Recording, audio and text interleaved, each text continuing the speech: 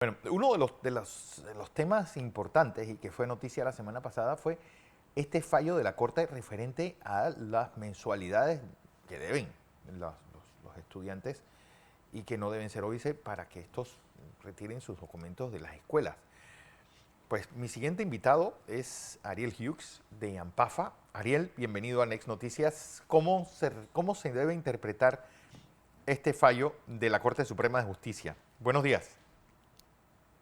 Buenos días, saludos a toda la teleaudiencia del país, a al gremio de la comunidad educativa y de verdad, de una manera sencilla, cómo se debe interpretar el fallo, con júbilo y también se debe interpretar en materia de justicia.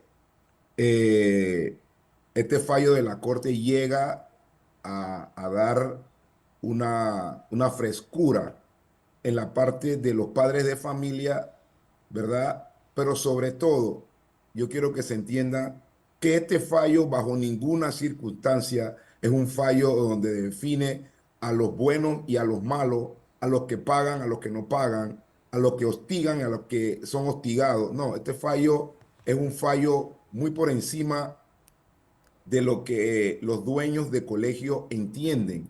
Este es un fallo en donde la Corte Suprema de Justicia le hace, valga la redundancia, le hace justicia a estos niños menores de edad, que tomo el espacio para saludarle en el Día Internacional del Niño que fue ayer y entendemos que el fallo fue en derecho, ¿verdad? Tomando los principios básicos del bien superior del menor. Ok, ¿qué dice el fallo y qué implicaría este fallo? Y si es Bien, ¿qué retroactivo. dice el fallo? Bien, el fallo es sencillo. Para mí, para el 2000, para hacer un poquito más de docencia y Sí. cronología, el 2022, un grupo de dueños de colegio insatisfecho por la nueva ley 285, exactamente en los artículos 47, 166 y 222. ¿Qué dicen en compendio estos artículos? Uno, dice que los dueños de colegio no van a poder sacar o sustraer a los muchachos de salón de clase en tiempo de examen, en tiempo de ejercicio y todo lo demás. El otro dice que a pesar de que haya una falla de disciplina, tiene que haber una continuidad educativa para terminar el año escolar. Y el otro dice que los dueños de colegio no podrán retener ni boletines, ni créditos, ni dejar por fuera a los padres de familia en materia de Meret y todas estas cosas, que sí se hace, que sí se estaban haciendo y que sí es inhumano. Mira, lo lamentable de esto, Fernando, es que la ley 285 entra en el 2022 y la Ley Orgánica de Educación para 1946 ya tenía una estabilidad jurídica de lo que estamos hablando. La ley 466 en su artículo 30 ya te decía que tú no podías hacer eso. Y como te dije, dando una cronología de eventos, ¿verdad? Para la pandemia, en el año 2000, perdón, 2020, sí, por ahí, hicimos más de 150 reuniones con el Meduca, los dueños de colegio y padres de familia. Nosotros como Asociación de Padres de Familia a nivel nacional estábamos en el intermedio, tratando de Ujú. hablar, tratando de que llegáramos a un acuerdo. Y los dueños de colegio en ese momento lo que estaban haciendo es cobrando el 100% de las matrículas y las mensualidades. Eso es inhumano, eso no tiene sentido, porque todos los padres de familia, los niños estaban en su casa consumiendo elementos que normalmente nosotros pagamos desde las escuelas. Entonces, ¿qué había que hacer en ese momento? Había que hacer un balance, había que hacer unos diálogos, había que conversar, pero los dueños de colegio, muchos, tengo que decirlo, muchos dueños de colegios estaban intransigentes, como en este momento, que te digo la verdad, a mí en lo particular como persona natural me da vergüenza escuchar a esta asociación de dueños de colegio que se están yendo en contra de este fallo. Pero yo no entiendo, en realidad no entiendo por qué te vas en contra del fallo si el fallo no es malo. Y también tengo que explicarle y también tengo que decirle los fallos de la Corte Suprema de Justicia son definitivos y de estricto Cumplimiento. cumplimiento. No hay querella en un fallo de la Corte. Van ahí donde la ministra, y te digo, mañana tienen una reunión con la ministra de Educación y te digo la verdad, van a incomodar a la ministra que acaba de llegar a sus funciones tratando de ver cómo arregla la casa. La van a incomodar en sus funciones porque la ministra definitivamente que no tiene respuesta para un fallo de la Corte. Pero ¿qué es lo que están buscando? La esencia es qué es lo que buscan. Y yo quiero que la gente entienda por qué yo estoy diciendo todo esto. Primero, los contratos entre los particulares y los dueños de colegio son adhesivos. ¿Qué significa eso? Que son unilaterales. Ellos son los que hacen los contratos y nosotros los acatamos. Cuando los niños tenían, cuando los padres tenían una morosidad, los niños quedaban alienados, los niños quedaban aislados, estigmatizados, lo ponían afuera cuando había un examen. Eso va en contra de todos los preceptos de derechos humanos del niño. Mira, y te digo nada más para citarte el preámbulo de la Convención del Niño. Habla de paz, habla de justicia, habla de dignidad, habla de derechos de iguales, habla de inalienables a los derechos de la familia. ¿Qué quiere decir con esto? Que tú estabas violentando los derechos de este niño. La deuda es con el padre de familia, es una consecuencia. Y Claro. también tienen que entender los dueños de colegio cuando ellos entraron en esta relación, porque de la misma manera como nosotros entendemos y no podemos hacer absolutamente nada con este contrato leonino y adhesivo, ellos también tienen que entender que la concesión privada, ¿verdad?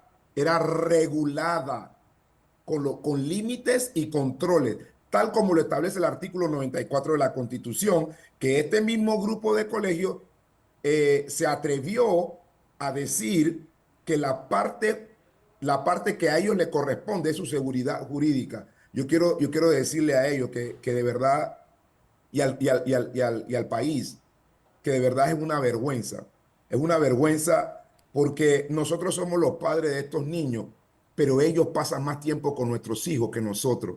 Y la relación contractual entre los dueños de colegio y los padres de familia es de larga, larga exposición.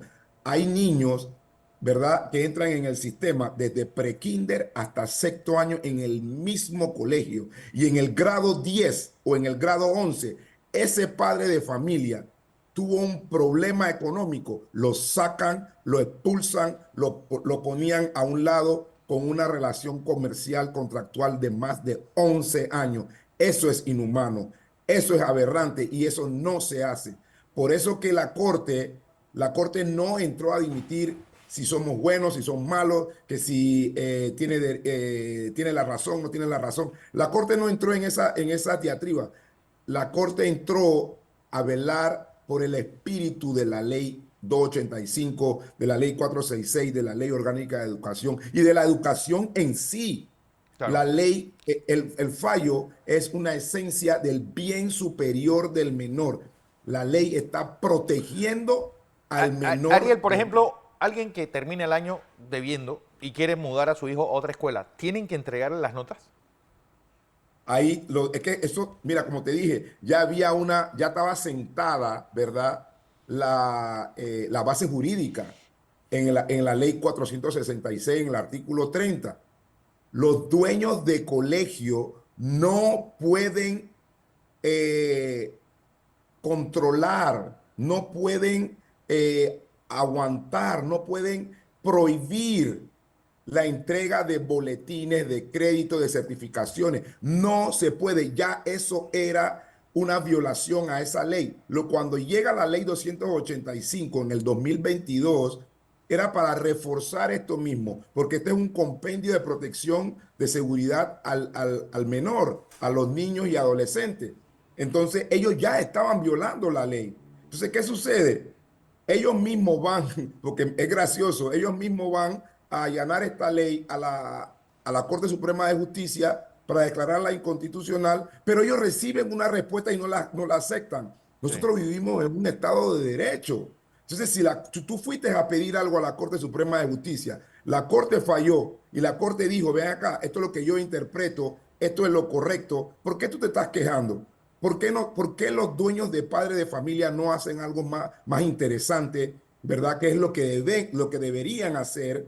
Y yo te digo una cosa, bajo ninguna circunstancia, nosotros como Asociación de Padres de Familia, y escúchese bien, como presidente de la Asociación de Padres de Familia AMPAF a nivel nacional, avalamos ni siquiera, ¿verdad? Estamos de acuerdo que los padres de familia se vayan del sistema y no le paguen a las escuelas. Nosotros no avalamos eso. Consideramos que eso no tiene sentido. Vale. Entonces, ¿qué es lo que se tiene que hacer? Lo que se tiene que hacer es sentarse en la mesa y ver cómo podemos resolver entre ambos, amigable y amistosamente, ¿verdad? La relación contractual. Si los dueños de colegio, como lo dijo el representante de dueños de colegio, si ellos van a quebrar con este fallo, ya hubieran quebrado en pandemia, porque en pandemia no había plata, nadie supuestamente estaba pagando y ya hubieran quebrado, pero eso no fue lo que sucedió. En Así es. pandemia crecieron, en pandemia su negocio educativo se duplicó, en pandemia ellos quedaron existentes.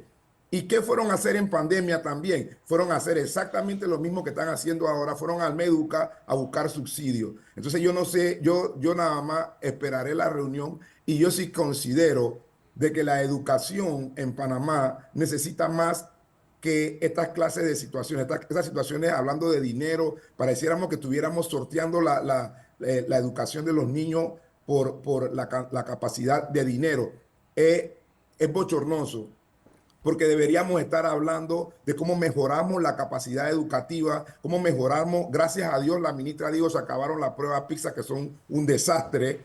Deberíamos estar pensando en cómo mejorar la educación, cómo robustecer el sistema, cómo hablar que todas las escuelas particulares y oficiales pudieran estar en robótica, en tecnología, en matemáticas avanzadas, para poder ir acortando la brecha. Y te digo, mira, estos números son lo que ellos tienen que estar ventilando y ellos no están hablando de estos números, que estos números son asfixiantes. Para el 2023, Fernando, para el 2023, la deserción escolar estaba por arriba de 9.145 niños que se fueron del sistema.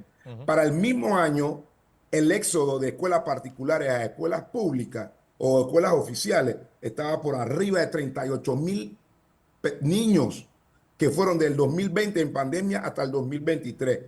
Y lo más asfixiante para que ellos entiendan de que la educación no es un juego, la educación no es una situación de reales y cuaras, hubieron homicidios para el 2023 de 155 niños de 10 años a 24 muertos en la calle. Estos son los números fríos que el Meduca ahora mismo tiene dolor de cabeza. El presidente de la República está tratando de bajar estos niveles, estos índices, y los dueños de colegios que son copadres, ellos son los copadres de nuestros hijos. Ellos están hablando de su seguridad jurídica, de que voy a perder dinero.